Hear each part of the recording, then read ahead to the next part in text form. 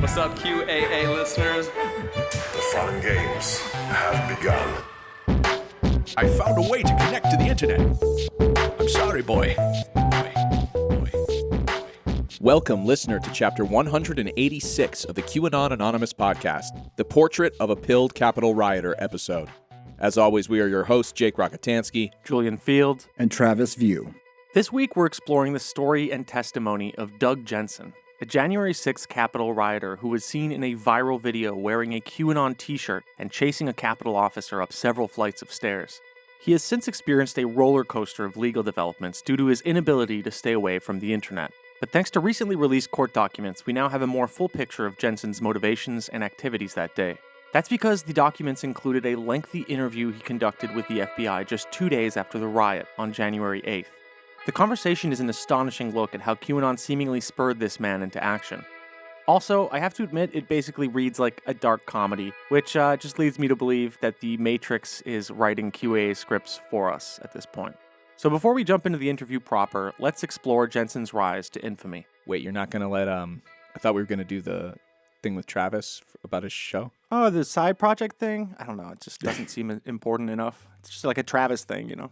You don't want to, he's put a lot of work into it. Okay, all right, fine, yeah, go him, ahead. Yeah, let yeah. him Travis, get on your soapbox, I guess. Yeah, tell him about the new show. So yes, for Patreon supporters of QAnon Anonymous, I've kicked off a new show about basically what I call like high authority misinformation, which is like, bad ideas that come from people in lab coats and suits and other kinds of things.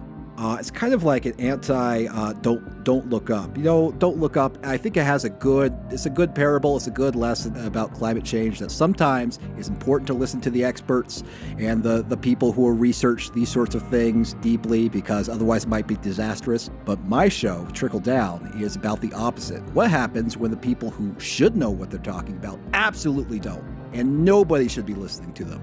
So yeah, we're going to do the first 2 episodes about this really disastrous study called the Kallikak family, which fueled the eugenics movement. And we'll be talking about a lot of other kind of really horrible things in history moving forward. So it's fun. I enjoy it.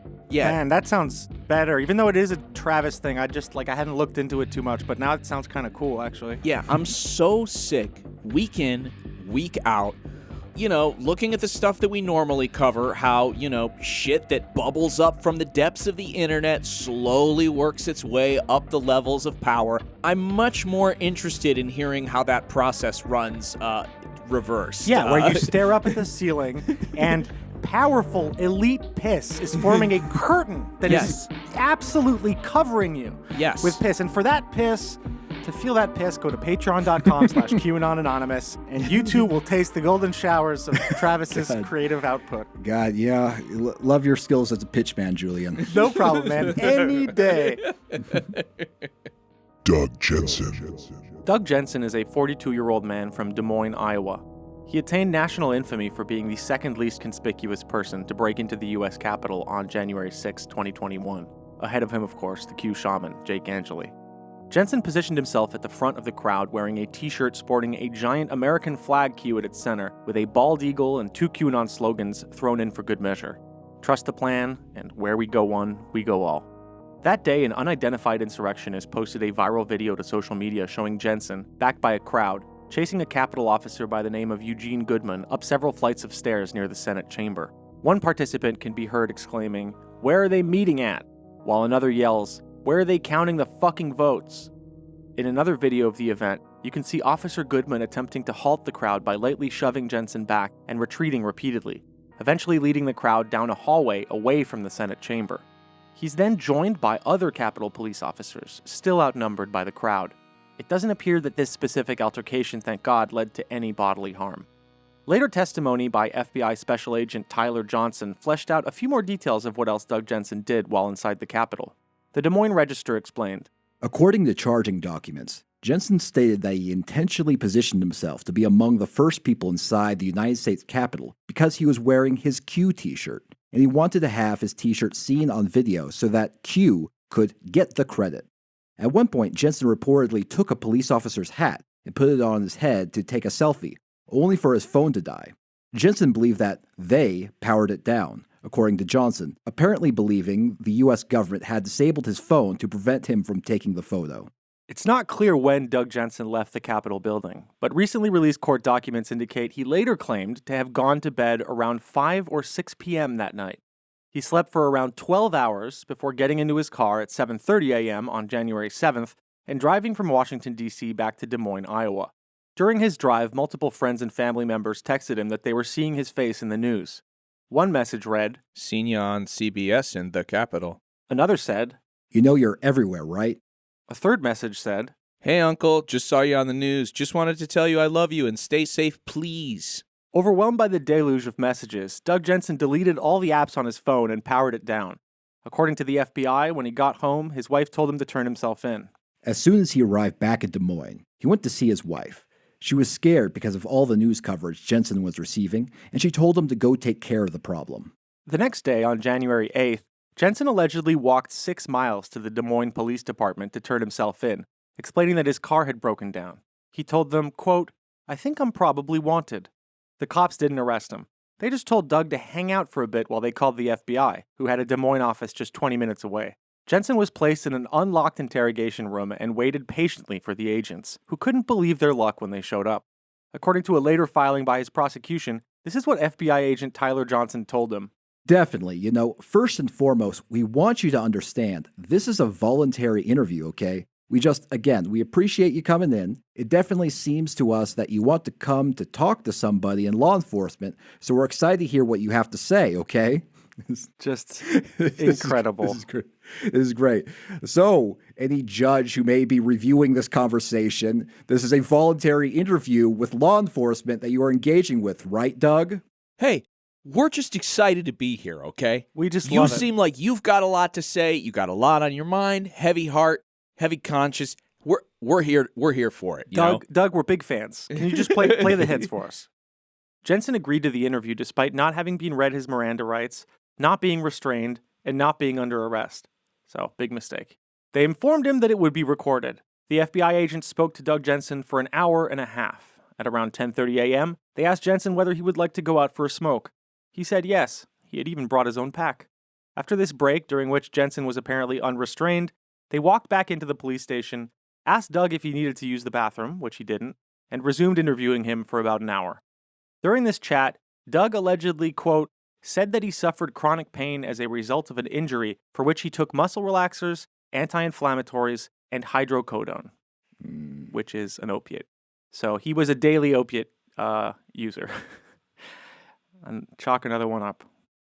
At one point, Jensen even asked the FBI whether he should continue researching QAnon.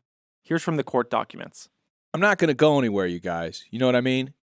If you want to talk to me again, I will come back. So, do I go home and look at that stuff, or should I quit and take a break? Agent James told Jensen he was a grown man and free to make his own decisions, but suggested that more of this reading might lead to more stress and anxiety.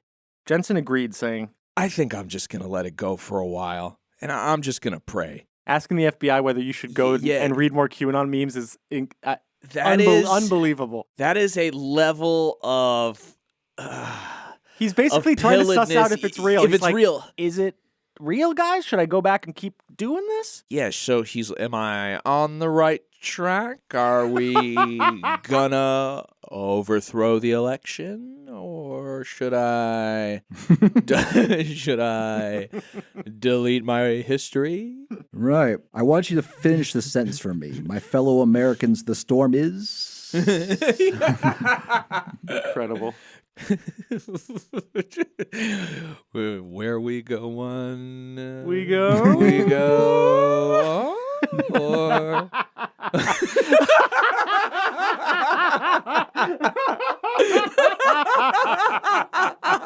Oh God! Oh, this cursed world! Yeah, this terrible. Absolute. Oh, we've been left the dregs. The rapture has already happened, and we're just left duking it out with the other scorned. Well, you know, the rapture happened, but for good content, and what we're left with is this podcast.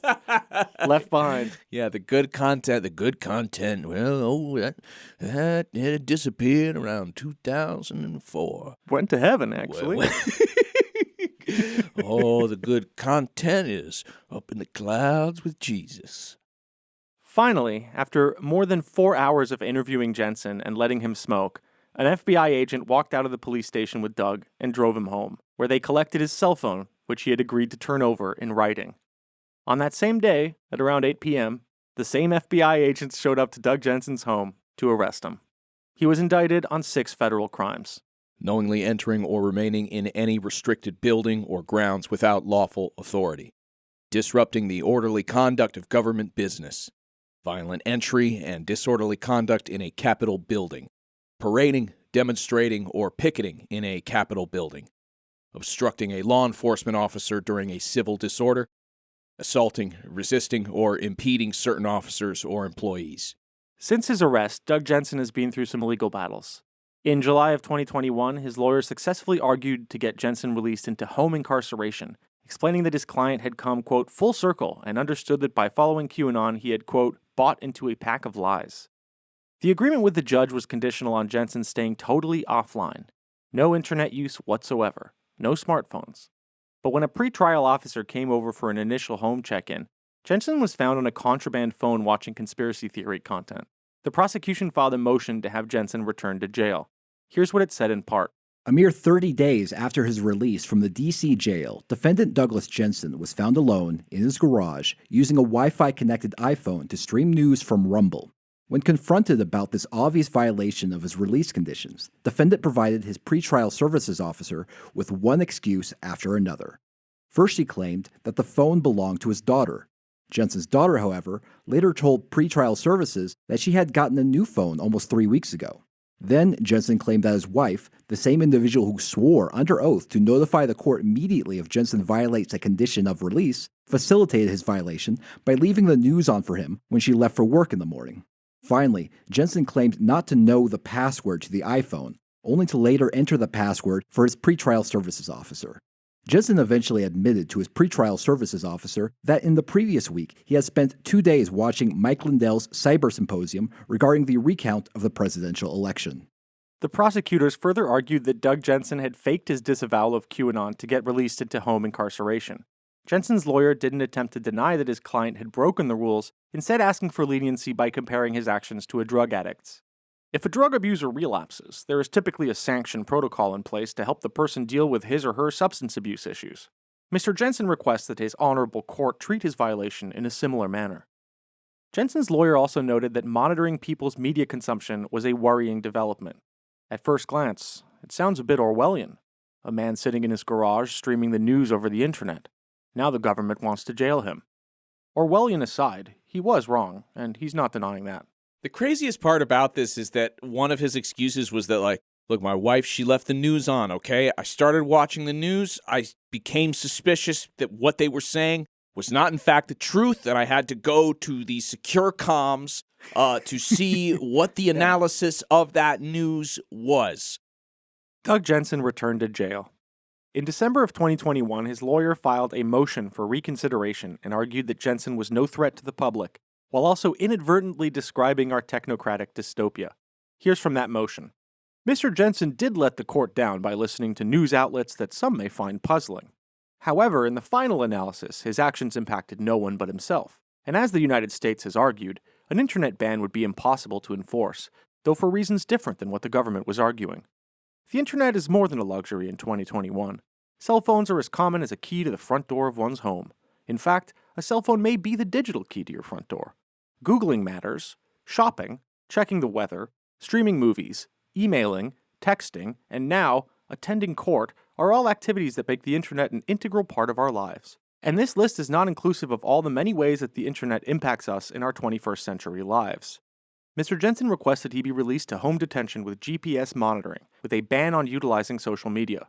To ban his access to news outlets and information he apparently feels a need to consume is not only difficult to enforce, it also has an uncomfortable ring of totalitarianism. So this didn't... I think that this is a landmark ruling. I think more people should be banned from the internet. Okay. I think we should all be banned from the internet, actually. And But I mean, it does... Yeah, whatever. No, I know what you're about to say. It's a weird. I mean, the lawyer's got a point to a certain degree. Yeah, he is describing an awful reality we find ourselves in which we are totally reliant on the internet to do basic things in our lives. Yeah. And so it's a form of torture to not let people get to that sweet, sweet content. It really is. What else is there? What happens to somebody if you ban them from the internet? If you ban them from the internet, they press themselves up to the door of the internet on all four, and they stick their tongue under the door trying to get some honey. Just trying to get a little taste of the honey on the other side. That's what they do. The judge did not allow for another release. Doug Jensen's trial is set for September 19th in Washington, D.C. Recently, his lawyers attempted to have it moved back to Iowa and have argued that the January 8th, 2021 FBI interview with Doug Jensen was unlawful and shouldn't be admitted in court. As a result of the prosecution's response to that motion, we now have a more complete transcript of what Doug Jensen said to the FBI that day, which brings us to Travis's segment. Doug Jensen's FBI interview. Yeah, I think this is a really fascinating, I guess, document. There's also a video I hope they release eventually. But I think it'd be interesting for extremism researchers and people trying to help make sense of what happened on January 6th, because it provides a really candid snapshot into the mentality of one of the more prominent participants of the Capitol riot. So, I mean, in the interview, Doug Jensen, he comes really hot out of the gate while talking to the agents. After some initial small talk, the first thing that Doug Jensen talks about is how he was essentially radicalized by false Pizzagate-related interpretations of the DNC emails that were hacked by Russian agents and released by WikiLeaks in the weeks leading up to the 2016 election. I actually believe that Trump is still going to be our president come the 19th, 20th. And I went to Mount Rushmore for the 4th of July, all right? I consider myself a digital soldier. I was going to vote for Hillary Clinton. I thought she was going to be the first female president until the wiki were up, and where I sat and looked at the stuff, and I went through all kinds of stuff, and I was like, oh my God. And then along comes Q, and you guys know what Q is. Damn, dude. The FBI agent's just looking at him like, we should have listened to that podcast. No, the FBI agent is looking at him being like, man, I really wish I could let him know that I believe in it too. I mean, yeah, it is interesting that, like, I don't expect, like, every FBI agent to, like, know everything about QAnon, but I would hope they would have somebody who's familiar with this. Because, like, the FBI, they've got to be, like, there's a ton of people I assume are, like, totally intimately familiar with the, the details of, Salafi jihadism and, like, Muslim extremism. They know, they got, like, 1,000 guys who know that. But they don't have, like, maybe one or two guys who know the ins and outs of QAnon, This is, Travis View's application to be an FBI agent, take one. I would support that. What do you mean you would support that? No, I can't. I think it would be a good job for Travis. One of the deal breakers for me with Travis is if he goes to work for the federal government. I don't think that would work out. But you guys don't think they would want me, do you? Oh, God. I hope they take you. Because you would single-handedly bring down the FBI. I would. Just being there somehow. I would be like, have you guys? be like, do any of you guys play 2K by any chance? I would be like, have you guys heard about the holes near the top of Antarctica where apparently this guy, I think his name was Richard Byrd, flew his plane into the Earth's crust, and he landed there. And I can't even finish the bit. The idea to me is so ridiculous, but hilarious. Please hire him. Later in the interview with the FBI, Doug Jensen reiterates this idea that he was going to vote for Hillary until he got into the Pizzagate stuff. It all started with the crap I found out about Hillary Clinton, John Podesta, all that stuff. And then so right before I was going to vote for Hillary, I was like, whoa, we've got to vote Trump in because we can't have Hillary. And then I started finding things like we're supposed to be dead by now. And if Hillary would have won, we were going to be attacked by North Korea or Iran. We were going to war, and we would most likely, half of us wouldn't be here right now if Trump wouldn't have won that election, is what I got from it. Now, I think this is interesting because it speaks to the whole question of, like, how much did, like, Pizzagate-related conspiracy theories actually affect how people voted? And this does, according to his own testimony, it seems like he would have voted for Hillary, but then he got totally pilled and then voted for Trump. But at the same time, I kind of take this with a grain of salt because a lot of like QAnon people or like conspiracy theorists, they love this testimony. It was like, oh man, I was a brainwashed lib, but then I got online, and then I woke up, and then now the sort of the subtext is like, and you should be pilled too. You know, they love this conversion story. It's like if I was like fully ready, I was, with her, and then I read this email, John Podesta, her campaign manager, talking about a walnut sauce map. Like, what the fuck is that? What the hell is that? And so I started reading, I'm like, maybe I'm not with her. Maybe she's not the most qualified candidate for president maybe she's actually slaughtering children and drinking their blood. And I'm like, this guy who I hate, who I really don't like, I was he sucks, but very against him. He might just be the only chance we've got. Yeah, this does read like, I was doing witchcraft and I was a Satanist before I found Jesus. Mm-hmm. Yeah. During the interview, the FBI agent asked Doug Jensen to explain QAnon. I'm not as read up on that kind of thing as maybe Tyler is, because can you tell me about it? Because, I've heard it mentioned, but It's a group of people that are in the White House possibly, or with close connections to Trump, and it's, I want to say it's an intelligence being dropped to the public, and so I've been following that religiously since the day it came out. I've seriously followed that daily. And everything that has happened in real life has been like I watched a movie. Everything that's happening now, I know it all because it's all old news to me. And it's all just coming out now. And I was pushing for the Insurrection Act. And I was hoping that by doing that, and, the reason I made sure I was at the front because I wanted that Q to be on TV. I wanted Q to get the attention. I see. And that was my main intention, basically, was to use my shirt. I basically intended on being the poster boy. And it really worked out. I was going to say, that box chat, you did what you set out to do. That's what I wanted to do, and I was trying to give all the attention to Q. I was trying to fire up this nation. Yeah. I'm all about a revolution, basically. Listen, don't talk to law enforcement if you don't have to. You have a Fifth Amendment right to not incriminate yourself, first of all. And if you do talk to cops, don't tell them I'm all about a revolution. Yeah, you can say you're all about a lot of things. Yeah. Just nothing that rhymes with like rebel or pollution or anything that Okay, rebel and pollution rhyme with revolution. Anything that rhymes with like insect-nation, Insect nation? Insurrection, It doesn't even rhyme! Oh! Eminem would be able to make that rhyme. Yes, Eminem, he would, because he understands inside rhymes. Yeah, he would be able to make that. Maybe me, not so much. But yes, Travis is slowly becoming the two shut the fuck up lawyers. Like, what do you do next? Shut the fuck up. And again, Doug was not arrested.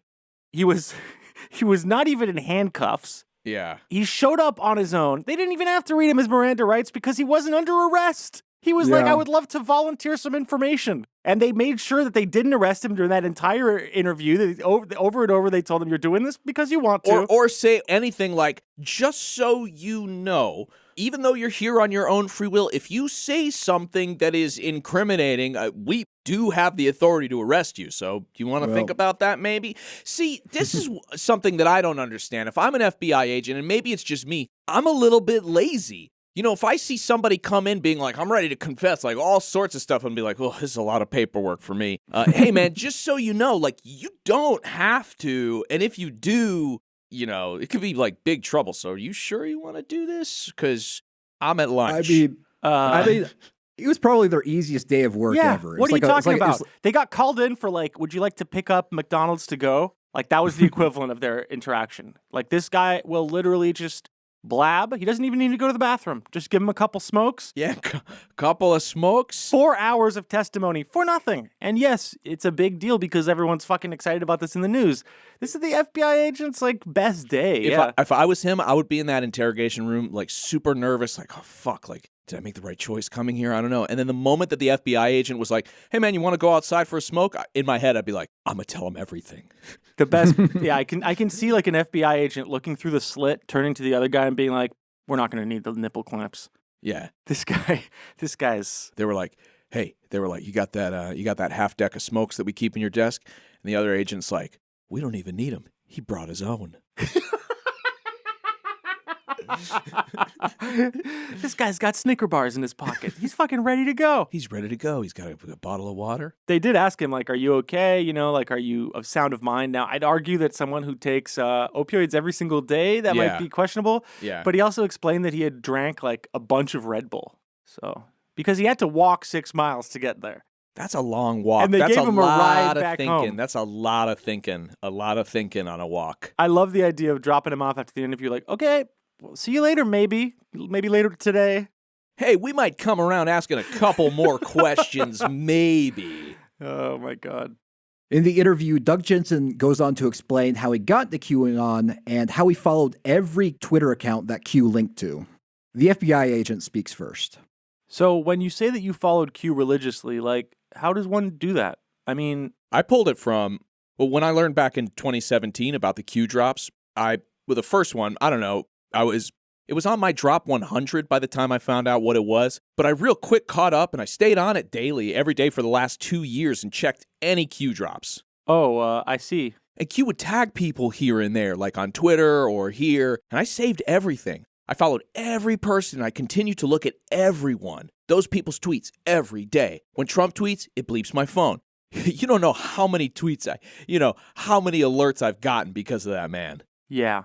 And I read every one of them. Fuck, man. Imagine loving cops so much and that somehow you just don't get it. You're not even suspicious of them. You don't even believe that you're putting yourself in danger. Yeah, Imagine just walking in and talking for 4 hours and then being like, oh man, that's true. They never read my Miranda rights. And I signed an agreement that said I would give them my phone immediately after this. They drove him home and then took his phone from his house, which he was like, I just want it back. Like, can you just copy it and give it back? And like, I mean, who knows? Like, based on the way he is, volunteering this information, like, I'm not so sure he doesn't think that the cops are like, well, we got to catch up on this QAnon stuff because it's real and there's going to be a lot of changes coming into the country. And this young man might be an expert. Yeah, he's kind of excited to share it with them. Yeah. Doug Jensen also talks about how he read the Q drops. And what's interesting is that he doesn't reference 8kun at all. And because he says he got his Q drops from Q drop aggregator sites like qmap.pub and Q alerts. But in the transcript, he keeps referring to qmap.pub as just q.pub for some reason. So is all of this on Twitter or is it also on other platforms as well? Well, it started off on Twitter. No, it started off with q.pub. And then q.pub got shut down. And now I have another one. It's like qalert.something. I don't have my phone. But he hasn't dropped now for like 30 days. What I believe is about to happen, what I believe honestly, with my heart, is the first arrest is going to shock the world. And I believe it's going to be Mike Pence, the vice president. He's going to be the first. That's in my opinion. The idea that, the first arrest will shock the world is a direct reference to a Q drop. And, I mean, it's just so insane how the narrative shifted. I mean, if you would ask somebody 6 months ago in QAnon who the first arrest was going to be, they would have said Hillary Clinton, Barack Obama. But in this moment, January, after the insurrection, Q has not posted for 20 days. And the answer is, I believe the first arrest is going to be Mike Pence. This is like, the extreme Christian vice president who was going to be like Trump's, second in command or whatever. It's like. Yeah, but it's like, it's really weird because they judge, what is going to happen based upon like what would be the most shocking. Is the most shocking arrest be Obama?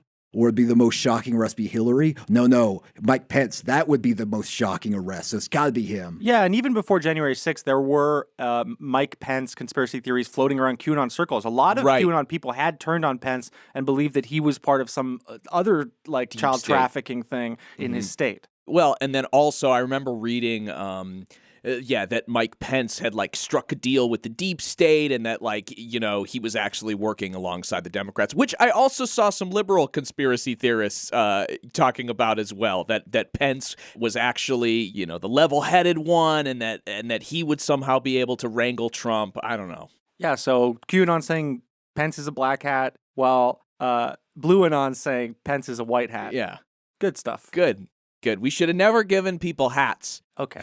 Colored hats. Better than your never given people takes, generally. Take away hats. Doug Jensen also seems to be under the impression that Joe Biden owned an island next to Epstein Island, which is obviously not true, and also not something I really heard a lot from QAnon followers. That's not something that Q ever said. Also, Q has said things, okay, so like, an anonymous, okay? Basically, I was not into politics until WikiLeaks dropped.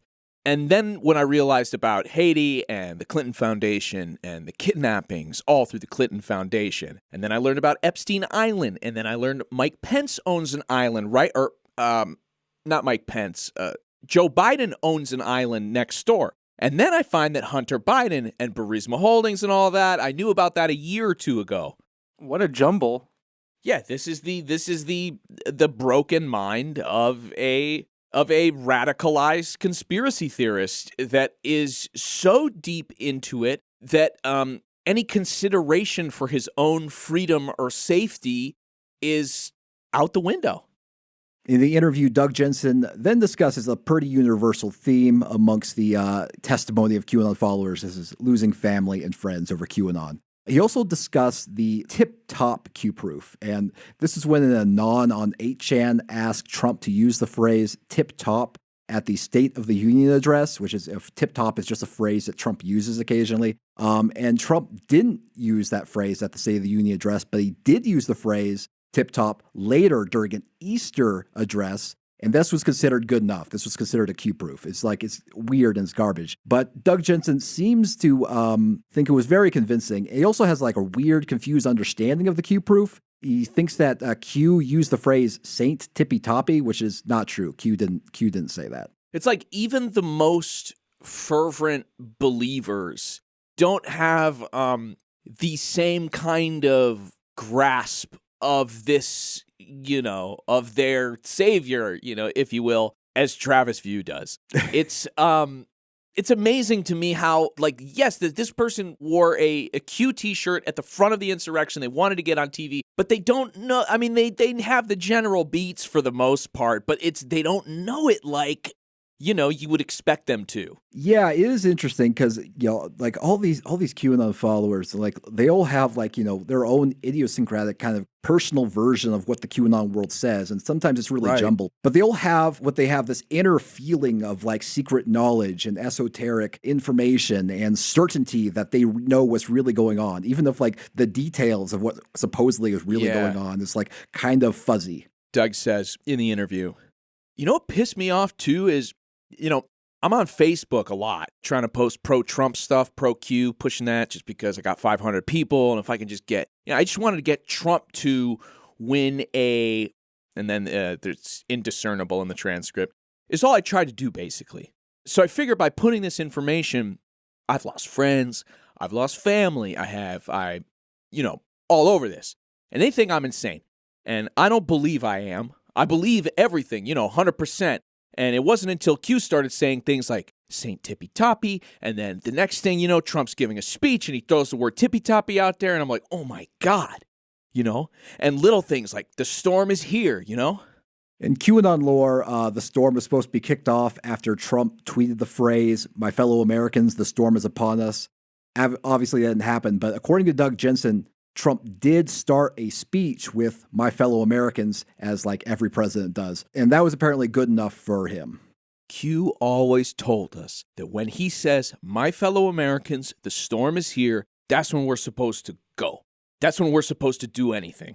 Well, he started off that speech a couple weeks ago with "My fellow Americans." That's all he had to do. There is also this funny exchange in which Doug Jensen talks about something that was popular in some segments of QAnon world. So in 2017, Trump signed Executive Order 13818, which was called Blocking the Property of Persons Involved in Serious Human Rights Abuse or Corruption. In December of 2020, like after he lost the election, Trump continued the national emergency with respect to human rights abuse and corruption. So a lot of QAnon followers thought that this a continuation of the emergency was a prelude to the storm of mass arrests. In addition to that, on January 1st, Trump signed the Safeguarding Tomorrow Through Ongoing Risk Mitigation Act, or the STORM Act. This is true. He did sign the STORM Act after on January 1st. And this authorizes the Federal Emergency Management Agency to provide grants to states to establish funds to reduce risks from disasters and other natural hazards. So this is just an emergency funding bill. It was actually sponsored by a Democrat. Has nothing to do with like arrests or like corruption or anything like that. But naturally, QAnon followers thought had special significance. And so this is what Doug was referring to. So Doug Jensen brings this up, and he's baffled that the FBI agents have no idea what he's talking about. And then January 1st to January 2nd, the storm, executive order, storm. Do you know what that is? I don't. You guys work for the FBI? What do you do? I mean, look it up on your phone. Yeah. Seriously. Yeah. Look up the storm. It just went into effect January 1st and January 2nd. What are we going to find? It's basically what it's talking about is how Trump now has the power to use the emergency broadcast system to speak to the people because he's being blacked out. And I think we're right now at the start of our 10 days in darkness. But 10 days from now because, 10 days from maybe when he was on Twitter and Facebook and all that, our president was, you just, I guess you got to follow Q. Okay. Otherwise I sound like a total cuck, so. Holy shit, man. Literally, like, posting to the FBI like you're in a fucking Discord with other Pepes. That is, oh man. Yeah, I mean, I'm not a cuck, but you work for the FBI? You don't know about Q? You don't know about Q? You don't know about the storm? Look it up. Look it up. Dude, you're going to love it. You're going to love it. Like what's going on here is that, man, he just lives in his own like QAnon reality in which he has no real idea of how government functions at all because Q's been misleading him. Or even what the plan is. He just has these kind of jumbled phrases sort of bouncing around in his head generally. Okay, there's 10 days of darkness, there's the executive order, there's the emergency broadcast system, Q has flooded these people's brains with so much dog shit that when asked to sort of, if you believe in this and you're asked to tell somebody how it's going to go down, you can't. Well, because they ate food, right? It was like a chicken breast, some green beans or whatever. Yeah. But now they're puking it up. And it turns out all the bits are just kind of mixed up. It's very colorful. And it's nothing like the meal that was ingested. Yeah. Doug Jensen also talks about another event in QAnon lore that supposedly happened during the funeral of George H.W. Bush. So they believe that during this funeral, like Jeb Bush and all of his family members, they were handed these slips of paper that like said something like "You're being arrested" or "We know about all your crimes" or something general, and they acted shocked after being handed these slips of paper. Jensen says, "I think it was George Bush's wife, or mom or something, but they hand her a letter, okay, like right in the middle of this interview. And George Bush Sr. had a wrinkled flag on his casket. And that should have never happened, That was one thing. And then before the funeral said, watch for the letters. Watch for the letters at the funeral, And the next thing you know, the Secret Service guy hands the Bush mom, I want to say, and HW standing there, and Jeb is right there. And they hand her this, and she looks at it, and she shows Jeb. And this is right as their own father's going by. And he pulls his hand down from his heart. He's got this look of just fear of God in his face. And then during that same, so Q already told me to watch for these letters. And then that all happens. Every time Q always says something, it always happens. Every time Q said anything, it always came true. Okay. That's a great response from the FBI guy. He's just like, Okay. Makes a note in his book. Yeah. Go on, Doug. Yeah. They let him take a smoke so they could take a break. Yeah. Because it is exhausting having someone rant at you like this. That's true. Doug Jensen then talks about how Q helped him realize that the media is lying and discusses his research methods. And he also talks about this insane belief that Justice John Roberts, there's a video of John Roberts like raping and killing a kid, which is not true. Oh, boy. And so this is another instance where the FBI's reaction is very funny. And it's, so I'm a full believer that somebody's out there trying to give the real information to the public, basically, And so I used to believe the news and believe everything it said, I heard it on TV, it's true, And over the last 4 years, I've learned that the corporations, there's only like 5 different, like Disney owns ABC. That's only like 5 or 6 different corporations or people that own pretty much all of TV and news and all that. So we're obviously getting one-sided news, and it's coming from China, maybe. Maybe China owns Disney. I don't know, but basically, China's pretty much blackmailed, according to, what I've researched, like with Justice John Roberts, whatever his name is.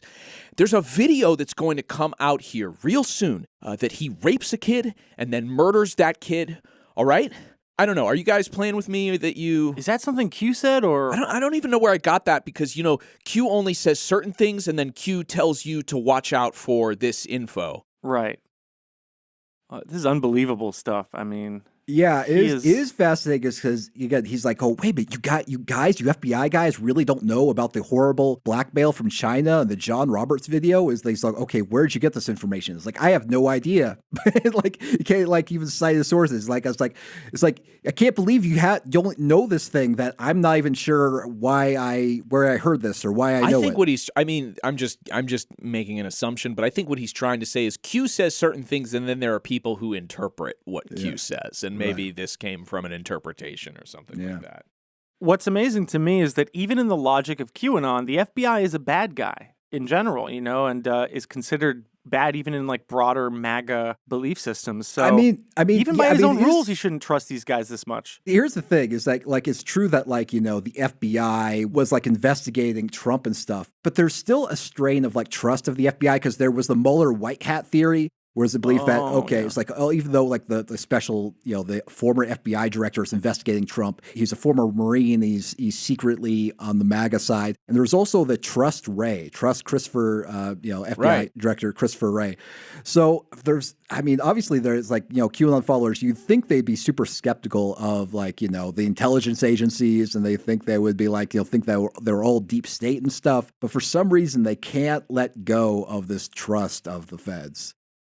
In the interview, Doug Jensen also talks about the conspiracy theory that Hillary Clinton secretly murdered JFK Jr. in a plane crash in 1999. It's clear that Jensen doesn't believe that JFK Jr. is alive, but man, he wants to believe. He hopes it's true.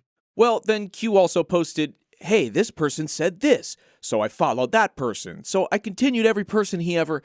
I've got the full list, and I check every one of those Twitters daily, I'm not saying JFK Jr.'s alive, but I sure would love that to be true, But I don't know, it's just coincidental that he was safe until he decided to run against Hillary in New York in 2000. He comes out with a magazine, and he publishes it, and it's the Battle for 2020 or something right on the cover, and he named the magazine George, okay? Cindy Crawford was in that magazine, if I remember.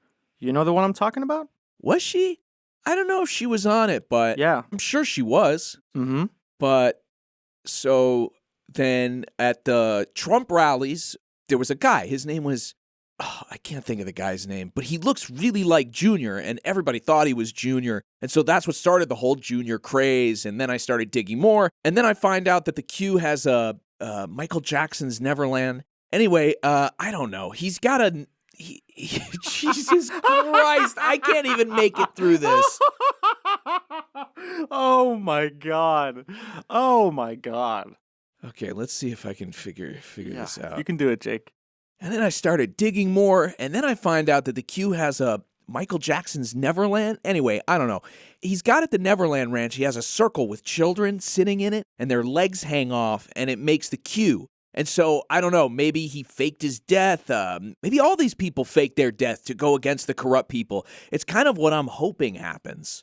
Oof. So, sounds like he was almost Vincent Fusca, pilled. Right. and Almost there. He looks a lot like him. I could see it maybe, but God, it's like he can't quite make that leap. He's almost there and thinking basically going with like the -48 level cult stuff. Right. Thinking like all the dead celebrities are secretly alive and are about to expose all the horrible corruption. In the interview, the discussion then turns to the subject of why Doug Jensen was in D.C. on January 6th in the first place. So what did Q say about what happened at the Capitol the other day? But Q didn't say anything, but make sure you go. Okay.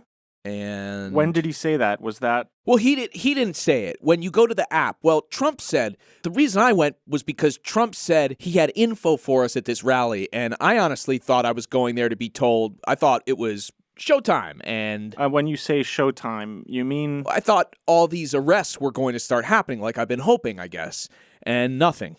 Well, I went to the Trump rally with the hopes of finding out some information because he said he has some great information for us. How do you find out about the rally? Well, I found out from the rally from all the different people I follow.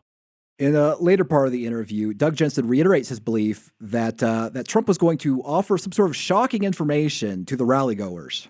Trump posted, make sure you're there January 6th for the rally in Washington, D.C. I'll have some great info. And so to me, that was, oh, here it comes. Because, and then, all he said, well, where's Hillary?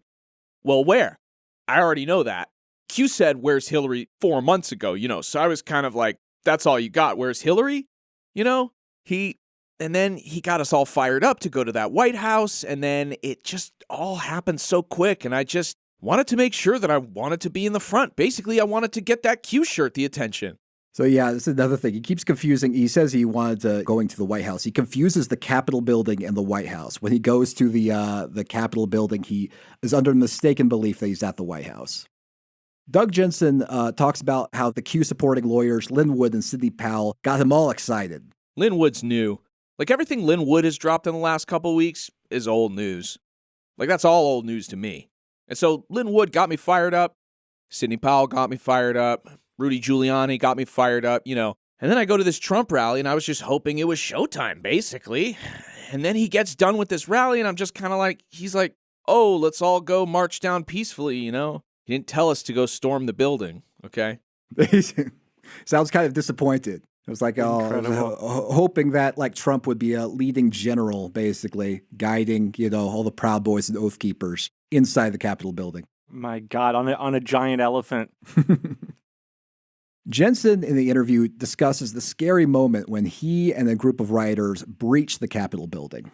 I got up to this one building. This guy pulled his backpack out, and he had weapons, and he started bashing the window in. And, oh, man, I didn't know what was going on at this point. I thought, this is us. This is it. This is, Trump, the patriots, the people that stand for this country. I thought we were going to change the world.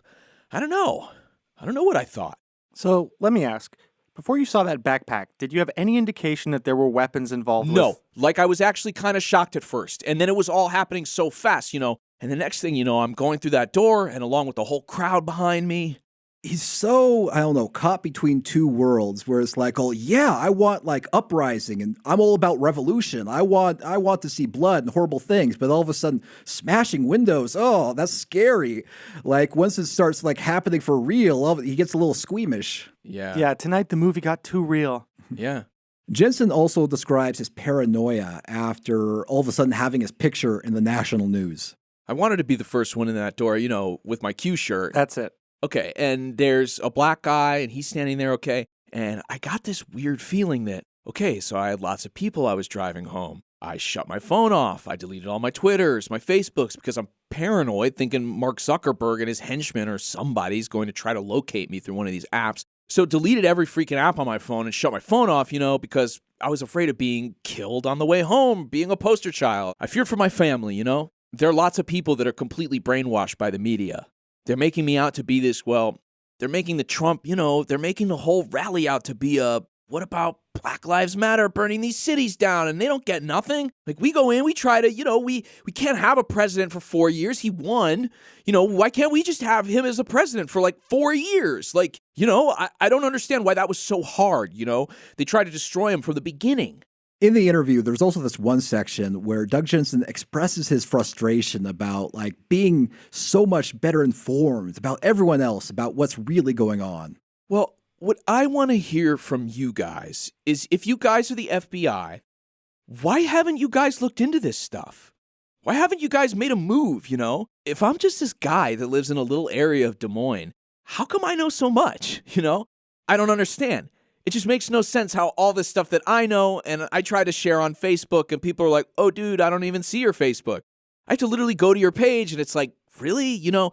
And I always try to put I've done nothing but research for 2 years straight. Mm-hmm. I come home, I work, I get up, I work 8 hours a day, I come home and just sit on my phone researching daily. Yeah. I don't even watch TV. I just sit and stare at my phone. I check on 107 or whatever. I don't know if you know who that is. And check on JFK Jr. if it's actually him or not. And that other guy that I can't think of his name, but he looks like him and everybody thought it was him and he was at his Trump rallies. And then he had this woman that looked like Jackie, you know, standing. So I don't know, man. I truly started believing that, you know, I still do actually. I'm not saying the JFK part because that's probably a little bit out there. Right. But that's more of a hope, I guess.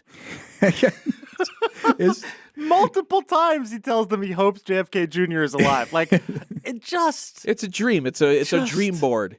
I have to say, man, QAnon plus Red Bull plus opioids, man. This is not a good recipe for life. It is interesting because, like, it basically happens when, like, someone who's, you know, living inside of QAnon world goes and interacts with someone who actually works for the government, for the federal government. And he's like, he assumes like, okay, you got to know all the stuff I know too. Yeah. But he's like, why don't you? But all the same, like little passage, he's like, oh, I know all the stuff. Why don't you know it? And it's like, I don't even know if JFK Jr. is alive or not. I'm not sure. It like goes from being but you totally should know. certain. You're the FBI, like a little bit of help. Like, is he? Isn't he? You know, the guy, he sold, oh man, he had hats. He sold the hats. He had the van. He's standing with Jackie. Kept bringing middle-aged women into the van. I wonder if, in some ways, if he's just throwing everything out there, hoping that, like, one of the FBI agents is like, oh, wait, well, we know about Jackie at the rally. Yeah. That one's true. We can confirm that. He's like, he's looking for something. Oh, Joe Biden's island? Yeah, we're well aware of it.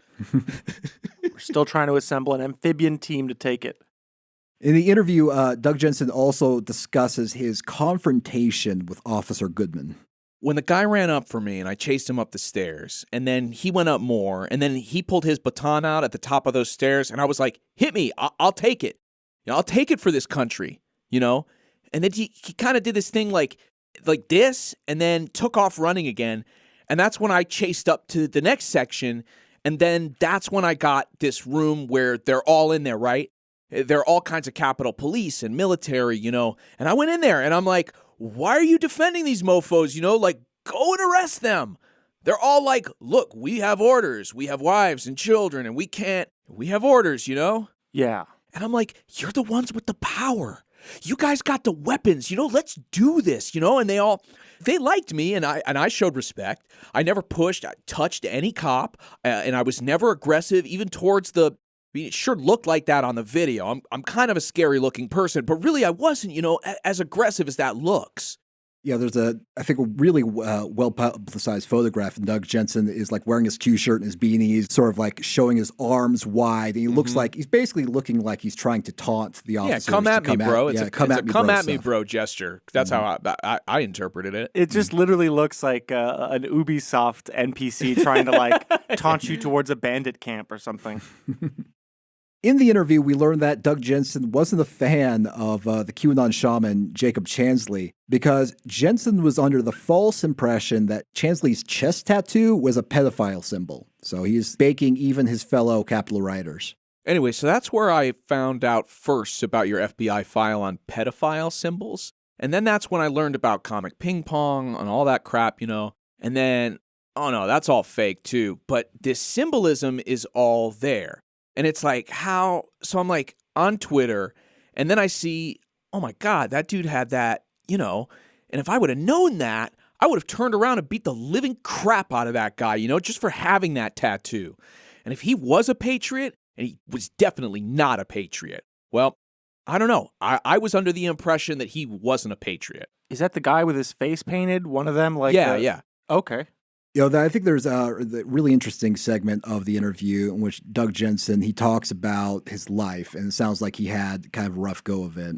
He describes as a child being taken from foster home to foster home. He also claims that he was a victim of child molestation, which he credits for his desire to fight. I think what really gripped me from the beginning was a child trafficking and all that with the Hillary Clinton thing. That's what hooked me right off the bat. I was molested from when I was 7 until I was 14. Right now, that guy currently has a restraining order against me, so I have texts with him. He's a high-up person in Mayo Clinic in Rochester. I was like, I'm going to call the Human Resource Department. I'm going to tell them. I'm going to mail letters to all your neighborhoods, I was done with him at that point. I'm really sorry to hear that happened to you. Yeah. And I think this is really, was like my rise up to fight it in a way, I guess. Horrible. This is horrible stuff. Yeah, horrible. it is. Even the is FBI really guy's horrible. like, "Oh, dude, I'm sorry." Yeah. Yeah, it's not the first time we've heard this from QAnon followers about being surviving abuse like this. At one point during the interview, Doug Jensen lists off the main QAnon accounts that he followed on Twitter, and one was called John F. Kennedy Jr., and he also talks about 107 and 3 Days, 3 Nights, and the account E, which is also known as E the Friend. He also mentions Joe M's Plan to Save the World video. And at one point, Doug Jensen mentions the 10-part video series Fall of the Cabal by the Dutch QAnon promoter Janet Ossebaard, but the transcript keeps referring to it as Fall of Kabul. Oh my God. I mean, it sounds like whoever, I don't know how they do these transcripts, but if it's being done manually, it sounds like whoever's had no idea what the hell he was talking about. Yeah, exactly. Yeah. Well, that makes sense. That's kind of healthy. Yeah. I mean, yeah, I guess, but geez, I would hope, once it gets to this point, I hope the feds will be somewhat familiar with the radicalizing content that motivates people to storm the Capitol building. No. They owe you nothing. During the interview, Doug expresses anger at the reporting by the Des Moines area news station KCCI, and totally unprompted says that Putin seems like a decent person to him. I'm wondering, what do you think should happen to you as a result of what's going on? I just want to... What should happen to me? What should happen to KCCI for making us out to be terrorists, I'm not a terrorist. I am patriotic. I am for America. And I feel like we are being taken over by communist China, And the whole Russian collusion was fake. I don't know what the deal with Russia is, but I don't know, Vladimir Putin, he seems to be like a decent person, but I could be crazy, But I thought we were taught from a young age to hate Russia and all this stuff. I've researched on Vladimir Putin. I was like, this guy doesn't seem so bad, but I don't know, Yeah. And I don't know because I didn't look in the eye completely. When the news says Russia, I look the other way, Whatever the news says, I don't listen. I don't even take the time to, because I've seen the proofs that they're lying to us, that they can't say anything, so I don't even watch TV. So another interesting sort of insight into how QAnon epistemology works is whatever the news says, the opposite is true. I don't even have to look into it. Just whatever it says, it's false, and that's that. I mean, it's just sort of total, absolute reactionary kind of way to see the world. Mm-hmm. In the interview, there's also this really interesting moment of clarity where Doug seems to recognize that all the things that he thinks are going to happen just never happen. They blocked Trump on Twitter. He has no way to speak to the people right now. Mm-hmm. And that's where the Storm Act took effect on the 1st or 2nd. And the Storm Act has to do with the emergency broadcast system. Okay. And basically, he's going to use the emergency broadcast system. Well, what I think he's going to use it for is to show video confessions of all these people. And they're all going to Gitmo. And if you look at the size of Gitmo compared to 4 years ago, it's massive now. I believe that he's draining the swamp, I completely trust this president, And I've lost all faith in Nancy Pelosi and Adam Schiff. I can't think of him right now, but... Yeah. Are there other planned protests or anything like that you're aware of? No. Would it surprise you after, as much as the media and broadcast attention that DC got, everybody across the country was watching that stuff unfold, right? Right. It's a big, big incident, a historical thing, right? Mm-hmm. So, And that's why I wanted to be there. do you think that there's... Because I was under the impression that this is it. This is going to be historical. Yep. So it's why I went. So based on that then, I mean, do you think that'll be like a catalyst to further protests or anything else down the road? Particularly within the next 10 days where, like you've told us, this 10 days of darkness, right? That's where he's being muted, basically. Okay.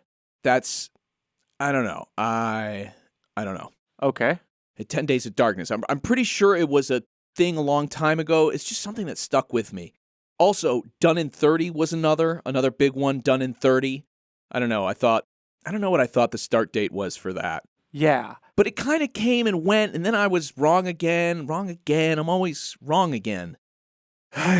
It's funny. It's funny that the FBI agent was like trying to like take him seriously. Okay, like so 10 days of darkness. Does it mean like something's going to happen after 10 days? Like he's trying to extract some information from him. Right. He thinks that he sounds like he's worried that like, there might be another violent protest or something. And Doug Jensen, even though he claims he feels so certain and claims they have secret knowledge, it's like, oh, well, I really don't know what that means. And there's this other thing that says done in 30, and I don't know what that means either, but it's just, I mean, he's like so scrambled. So even though in that moment he realized like, oh man, I believe these things, they wound up being wrong. Just a short while later in the interview, he reiterates his belief that Q was totally right and totally legit and he totally trusts it. Yeah, so I wonder how much responsibility you think Q has for this whole thing. I don't blame Q for, I mean, I believe in Q 100%. I still believe that Trump is going to be our president and that there's some trick he has left, And that all these arrests are going to happen, and there's going to be this emergency broadcast that's going to, like, broadcast the videos of all their, them admitting to all this stuff. And I'm still holding on to that, I guess. And then I was kind of hoping General Flynn would become the vice president, because that's more realistic than JFK Jr., who probably passed away, Yeah. So on my wrist, I have Flynn for the win, and it says digital soldier, and that's all I am, like, my job as a digital soldier is to be the news and try to share that stuff that I find on Facebook. Right. In my way, that's doing my part. I'm showing it to at least a couple hundred people, And that's how the message spreads, yeah? Yeah, and that's all I was doing. I was doing my part. So, if I'm getting this correctly, you are a digital soldier, Doug? Just mind-boggling stuff. Near the end of the interview, Doug discusses touching the Washington Monument in D.C., and he also discusses some interesting findings regarding his research into the symbolism of the monument. That's just me, showing my cue for my friends, showing I'm touching the obelisk or whatever you call it. What do you call it? What do you call it again? Obelisk. And so that was another thing that I came across, was that was supposed to be a giant penis? I don't believe... I think it's a knockoff of like an Egyptian obelisk is I think what they were going for there. So yeah, because I was like, what? They're like, something I read was translated. Yeah, they basically built a giant penis. And I'm like, what do you mean?